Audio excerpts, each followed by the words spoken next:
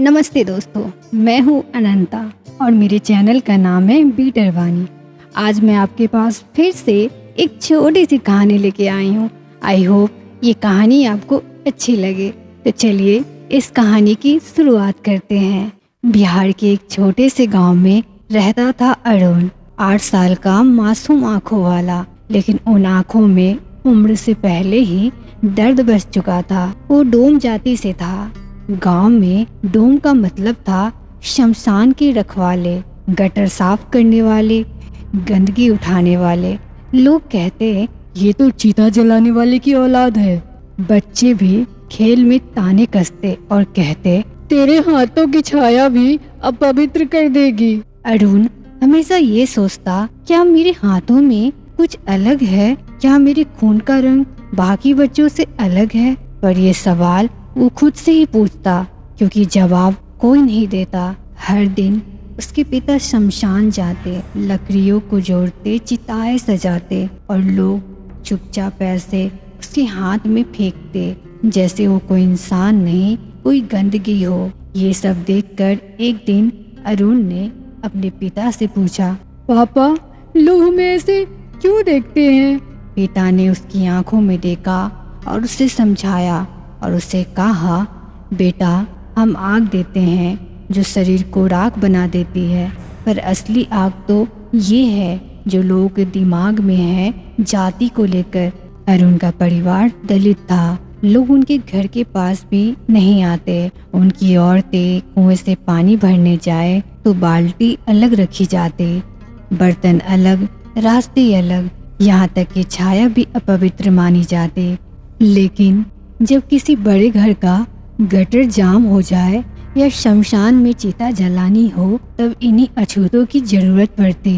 लोग उनके हाथ का पानी नहीं पीते, पर उनके हाथ से अपनी चिता सजवाने में कोई परहेज नहीं करते। अरुण की माँ खेत में मजदूरी करती थी। कई बार जमींदारों की गंदी नजर उसके ऊपर पड़ती। उसके खिलाफ बोलने वाला कोई नहीं था, क्योंकि वो डोम की औरत थे। उसकी इज्जत को कोई इज्जत नहीं मानता। गांव के बड़े लोग कहते, ये लोग तो हमारे लिए हैं, इनका काम ही हमें सेवा देना है। सच ये था, ये सेवा नहीं, ये शोषण था। अरुण पढ़ना चाहता था, पर गांव के स्कूल में मास्टर जी ने कहा, अरे ये डोम का लड़का है, इसे स्कूल में मत बिठाओ, बच्चों का मन गंदा हो जाएगा। अरुण किताबों को छूने से पहले ही किताबों से दूर कर दिया गया। अरुण समझ गया, शायद मेरे लिए स्कूल नहीं सिर्फ शमशान है। एक रात गांव के सबसे बड़े घर का बेटा बीमार होकर मर गया। पूरा गांव शमशान पहुंचा।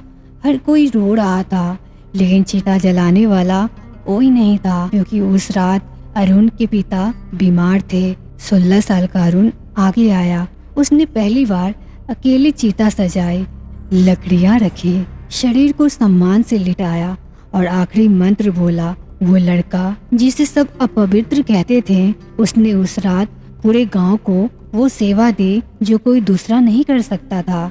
अगले दिन किसी ने उसकी पीठ थपथपाई नहीं, किसी ने उसकी आंखों में नहीं देखा। बस कुछ लोग फुसफुसाए और बोले, अरे ये तो डोम का लड़का है, इसका काम ही यही है। अरुण चुप रहा, लेकिन उसके मन में आग जल चुकी थी। अरुण ने गांव छोड़ दिया, शहर गया।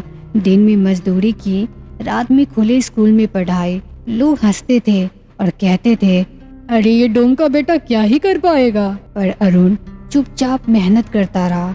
गटर साफ करने वाले हाथ अब किताबों को थाम चुके थे। सालों की मेहनत के बाद अरुण ने सिर्फ डिग्रियां ही नहीं पाई, बल्कि सपने भी पाल लिए। उसने सोचा, अगर मैं बड़ा बनूं तो ऐसा बिजनेस करूंगा जो लाखों की जिंदगियां बदल दे, जहाँ कोई जाति पूछकर दरवाजा बंद ना करे। अरुण ने एक छोटा सा रिसाइकलिंग और वेस्ट मैनेजमेंट का बिजनेस शुरू किया। उसने वही काम उठाया जो लोग गंदा समझते थे। अरुण ने उस काम को सम्मान का काम बना दिया और उसने कहा, अगर यही काम साफ शहर को देता है तो ये गंदा कैसे हो सकता है। और उसका बिजनेस धीरे धीरे बढ़ा। लोग उससे जुड़ते गए। 20 साल में अरुण वेस्ट मैनेजमेंट और ग्रीन एनर्जी का सबसे बड़ा एंटरप्रेन्योर बन गया। उसकी कंपनी में 10 लाख से ज्यादा लोग काम करने लगे। वही दलित परिवार जिन्हें कभी समाज ने धक्का दिया था, आज उसी कंपनी में गर्व से काम कर रहे थे। एक दिन गांव की गलियों में काले शीशे वाली बड़ी गाड़ियां घुसी। लोग दंग रह गए।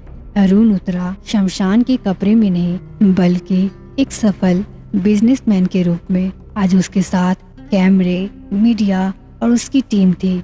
गांव के वही लोग जिन्होंने उसकी छाया को अशुभ कहा था, आज वो चाहते थे उनके बच्चे उसकी कंपनी में काम करें। और वही गांव वाले आज उसी की छाया में खड़े होकर इज्जत महसूस कर रहे थे।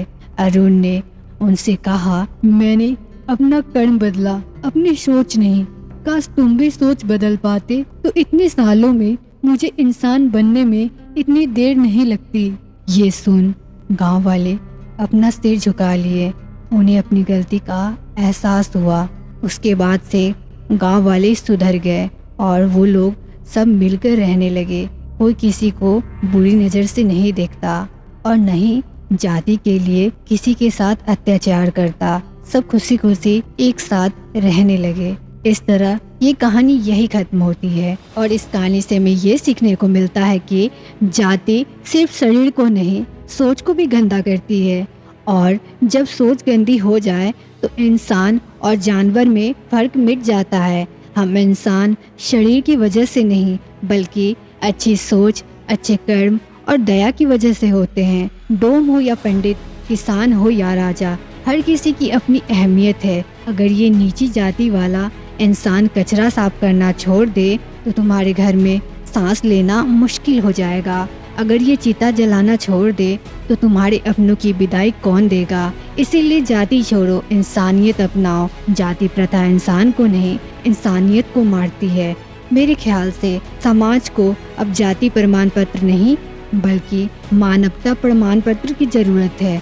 क्योंकि लोग अब इंसान नहीं, बल्कि हर चीज में जानवर से भी बुरे बनते जा रहे हैं। जानवर के पास समझने और सोचने की क्षमता नहीं होती, पर इंसान जानते बूझते हुए भी न समझने का नाटक कर रहे हैं और धीरे धीरे दरिंदे बनते जा रहे हैं। जिस कारण इंसान इंसान कहलाता था, यानी इंसानियत, वही अब उनके भीतर दिखाई नहीं देती।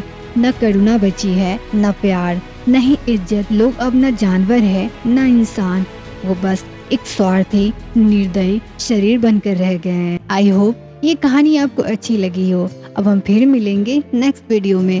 तब तक के लिए bye bye and take care. Thank you for watching bitter Vani.